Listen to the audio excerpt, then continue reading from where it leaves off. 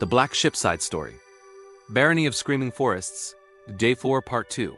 As Declan walked over to hand Elizabeth the claw sheath, Wyatt carefully closed the gate and made sure that the bar was well and truly pushed firmly back in the locked position.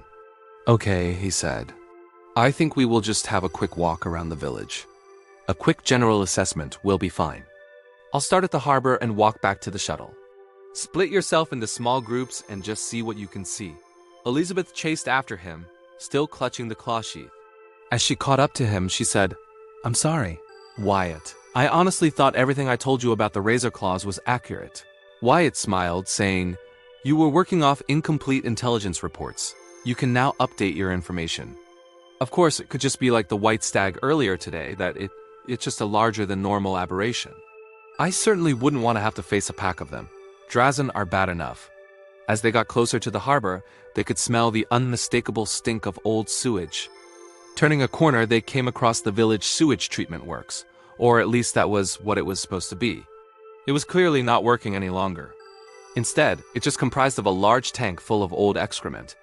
Wyatt did not even bother to examine it further, and they carried on to the harbor just 100 meters further on.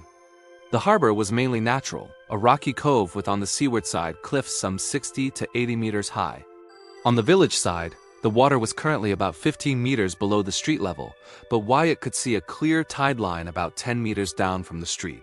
A rickety ramp led down to a pontoon where a single small plastic boat was moored, partly filled with water. It still floated, apparently without problems. To his left, a large rusty crane leaned out over the water. Beyond, there was clearly plenty of space for multiple boats to be lifted out of the water. However, none were there. Nearby, a small inn, its faded sign still visible, named it the Compass and Anchor. Its frontage looked out over the harbor, looking through a window on the inside. They could see copper-covered tabletops with chairs placed on the tables, and beyond a long wooden bar, glasses stacked behind it. They walked down a street looking in through windows as they did so. Unlike Newtown, the village felt dead, deserted. There were no curtains at the windows. No items left out, waiting for the owner to return. Only big pieces of furniture were left in the houses. Shops were empty save for shelves or racks on which products must have once sat or hung from. There were more missing tiles and broken windows. Wyatt wasn't sure how long ago it had been abandoned, but he was pretty certain it had happened long before the Drazen had arrived, perhaps months, more likely years. He realized the only reason the sewage still smelt as bad as it did was that the occasional large wave probably came over the top of the harbor and dropped into the tank, preventing it from fully drying out. Elizabeth pointed out that the gardens were untended, overgrown with dead growth, showing they had been abandoned more than a year ago. Returning to the square, they found an open-fronted shelter with a stone seat inside. There they sat and shared the apple cake that Wyatt had got at breakfast time. It was a depressing view, mostly blocked by the shuttle sat in front of them, so they waited for the others to turn up. It did not take long. There were only about 100 buildings in the village, mostly small, stone-built houses with a few shops, 2 workshops, and a single warehouse. The reports were all the same, save for Declan. Declan had found a house with the front door swinging on its hinges, so it had gone inside. As with the other buildings, most of the furniture had gone. What remained was a couple of large, heavy L-looking wardrobes and a big, heavy table. Unsurprisingly, there was no power or water, and the cistern for the toilet was bone dry, suggesting water had stopped flowing long ago. There was space within the perimeter wall to allow further expansion if anyone ever wanted to, but that was about all that could be said for it. Wyatt stood up and said, "So much for Vistino Harbor." Everyone looked at him, and he simply pointed to a plaque on the wall which read, "This shelter was presented to the people of Vistino Harbor by Sir Samuel Haldren, such that they might have a place to shelter from the cold north wind." In silence, they got back on the shuttle.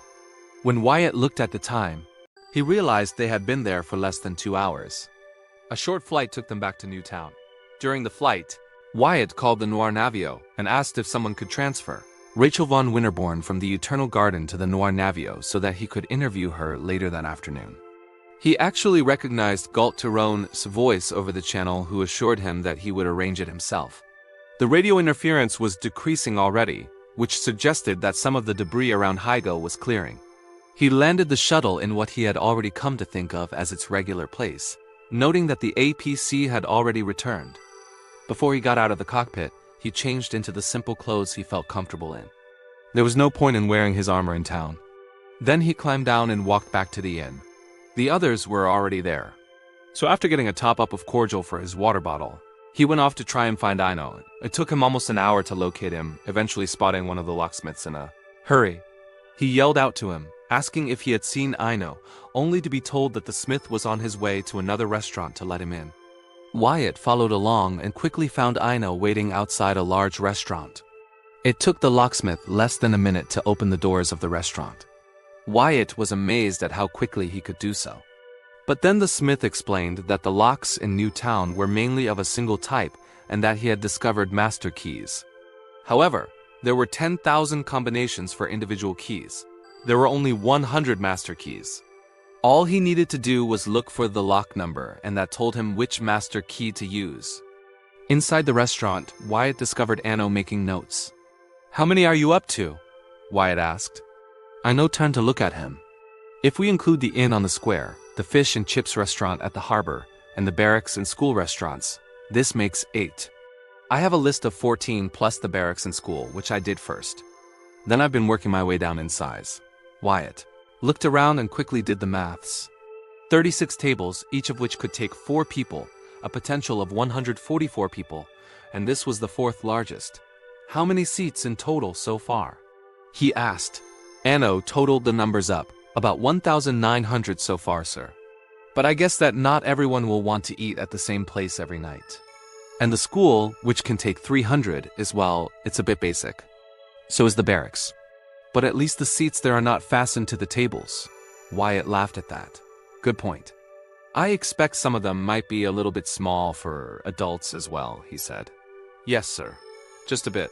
So, I thought I would check out all the sit-down restaurants in town, sir. There are only 8 in total. The other 6 are takeaways, but you said you wanted to get things running quickly." Cameo's cheerful reply. Wyatt thought for a moment before saying, "You're enjoying this, aren't you, Anno?" Anno paused for a moment, thinking about what Wyatt had just asked. "Yes, Wyatt, I am. I can do this. Sorting through stuff, working out what's needed." He paused briefly. "I actually like being useful. It feels good. Before, when I annoyed my father, well, he had me do jobs. Still then, there was always someone else, a servant, usually double-checking everything I did. I could have taken the day off, gone out drinking, and the work would have still been done. Here, I feel that I'm both wanted and needed. There's no grumbling either. Everyone is getting on with their work, no matter what we ask of them. In the inn last night, a group of men and women invited me to join in telling the tales of how we all got here. And it felt good. There was a young lady gardener on one side of me and a carpenter on the other. It felt good. We laughed and cried together." Wyatt nodded, saying, "So, should I ask you again if you want to stay? Or do you still need more time to think about it?" Anno grinned. "I was worried you wouldn't ask, Wyatt, that I'd messed up again. And yet, if you... Also, I found a couple of non-standard bits of cooking equipment. I've been to a lot of restaurants in my life, so I can tell you one place had wok rings. They need gas to work. There is some still in the rack outside, but it's only a small cylinder. The other item was a pizza oven. It's electric and will let me, I'd like to serve here in whatever role you think I'd be best at." "I want to help," Wyatt replied. "That's great. For the time being, I'm going to have you do all sorts of jobs and deal with as many people as you can. But eventually, well, you are an administrator, so that's what I'll have you doing. Your most important task is to make sure people are content. Nobody is happy all the time, but I want people when they finish their jobs at the end of the day to feel it's been worthwhile, whoever they are, from the doctor to the sewer worker. You're going to help them find ways of having a better life. Now, that might mean they want a different job. One of the things you will have responsibility for is helping people find a job they can be happy doing. To that end, everyone here will have free access to the library I've purchased. If someone wants to learn a new skill, that's fine. If anyone wants to train another person in the use of skills that they know, I have no problem with that either. Now, will that still create a problem for you?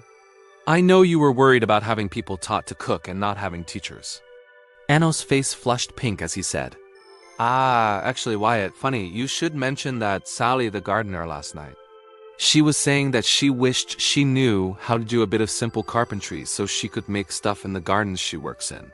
And Daniel, the carpenter who was sitting on the other side of me, was saying he would be happy to show her the basics. I was thinking about what you said about cooking. And well, I thought you're right. There is nothing wrong with it. So no, I don't have any problems with that, not anymore. But if the nobility finds out, there will be hell to pay. Wyatt smiled at that. Perhaps I know, but that will be my problem. And I think that I might have a powerful friend. If it all does go wrong, I hope I do. Part of your job, though, will be trying to make sure it does not all go wrong. Now I must go and talk with the locksmith again. Can you show me where the last 2 restaurants are? The ones you still need to inspect, please. Anno took out his map and showed Wyatt where all the restaurants were, including the last 2 he needed to check. Wyatt added the locations to the map on his datapad, then went to find the locksmith to ask a favor. A little under an hour later, Anno found Wyatt waiting for him at the final restaurant. The door already open. While Wyatt sat outside on a bench in the afternoon sun, Anno went inside and started counting the seating. 96 that made the total 2,134 seats, including the 300 in the school, more than enough. He went through checking that the electricity worked, that there were working lights, the water was functioning, the toilets all flushed properly and marking down faults, making a note of what needed cleaning, what needed replacing or fixing, how many different appliances were required, and what type. He also checked that there were enough plates, tablecloths, napkins, glasses, and cutlery. Some of the restaurants actually had wine cellars complete with contents. Not many, and the contents seemed to be limited to 3 types, but still he was surprised. Others had stores of dry ingredients or preserves. He was sure it would all help. When he was done, he came out to see Wyatt still relaxing on the bench. Wyatt looked over towards him. "Are you done?" he asked. Anno looked at the young man stretched out on the bench and replied, "Yes, except for totaling all the numbers. It still works, but it looks pretty old. You might want to find out the cost to replace it. I've got the details of those separately, along with a list of bulbs and plates and saucepans and, well, everything I thought should be replaced." Wyatt sighed. "I really hope I can get a good deal on some of this. It's going to cost an absolute bloody fortune," he said as they walked back towards the inn. Wyatt asked, "I suppose as a noble, you're going to need someone to clean up after you and prepare your egg and soldiers for breakfast, right?" Anno at least had the good grace to look embarrassed as he replied quietly, "I'm afraid so. It's that or learn from someone how to be able to do it myself." Wyatt let out a grunt that might almost have been a laugh, causing Anno to look oddly at him. As they approached the crossroads before the bell tower, Wyatt paused at the crossroads, saying, "I expect there are some servants in amongst the prisoners. I can ask at least if any of them might be capable of looking after a foolish young administrator, but then we can put you in one of the regular houses with bedrooms next to each other and only a single bathroom to share. If word got out, the inhabitants of Ho would hang you by the neck if you were lucky, especially if there were any inappropriate behavior." Instead of turning right to go under the bell tower, Wyatt turned left and walked up the path to one of the pair of larger houses on the crossroads, taking a small set of keys from his left pocket and making sure he had the right ones. He opened the front door, then gestured that Anno should follow him inside. As Anno came in through the front door, Wyatt said, "I realize that this little house is likely much smaller than what you are used to, but there are separate staff quarters beyond the kitchen. The rooms are more than large enough for 1 or 2 to share, should you be lucky enough to find someone who wants to, and there is even a separate dining room with doors that open to a pretty garden at the rear. It does, of course, need a good paint job, but the builder gave it a good going over and tells me there's nothing wrong with it other than that. Of course, it's also a very short walk to your office and handy for the inn. Perhaps for a drink with your new friends in the evening." Anno looked at Wyatt. "You're serious?" he asked. "Of course I'm serious. I'm always serious." "I can't help it if some people don't believe me," said Wyatt. "All I ask is that you don't disappoint me or the people of Newtown. When you're done looking around, I'd be grateful if you'd bring me those numbers. I'll be outside at the inn." "Oh, and you don't need to move in right away. I'd suggest waiting until I can at least find you someone who can make breakfast for you." Wyatt wandered across and under the clock tower. It was nice to be able to do something good for a change, but for some reason he suddenly felt really hungry. The 4 o'clock bell rang just after he entered the square, and he saw one of the cooks bringing a tray of food out to the sergeant major and his squad of men and women. It took a moment for the sergeant to realize that it was Wyatt back in civilian clothing rather than his armor. But as soon as he did, he yelled out, "Attention! Instantly, there were 10 people standing at attention in perfect order, making Wyatt feel awkward. Wyatt said, "As you were, don't let good food go to waste, please," and 9 of the auxilia sat back down. Wyatt recognized Declan's driver, but was puzzled. The APC had been parked outside 2 hours earlier, so he was curious as to what the sergeant and his men had been up to for the last 2 hours. But first, he looked at what they were eating. It appeared to be fried egg and cheese sandwiches, so Wyatt went into the kitchen to ask if they could possibly make him a couple. He knew it would likely be between 3 and 4 hours before he could eat dinner on the Noir Navio. Then he went back to see the sergeant major. He sat down at their table, telling them, "Ignore me. Eat. Enjoy your food. I'm sure you earned it." Looking at the sergeant major, he asked, "Did they earn it, Sergeant Major?" "They did, sir," was all the sergeant said. But the way he said it was different. Previously, the sergeant had spoken to him as any non-commissioned officer or commoner speaks to an officer of noble birth. But now there was something in his tone that seemed to suggest respect. Wyatt decided to press the matter. Just as his fried egg and melted cheese sandwiches arrived, he bit into the sandwich and got a mouthful of wonderful flavor. "Damn, that's good. Whose idea was this?" he asked, watching as 9 pairs of eyes looked at the sergeant major. "Good idea, Sergeant,"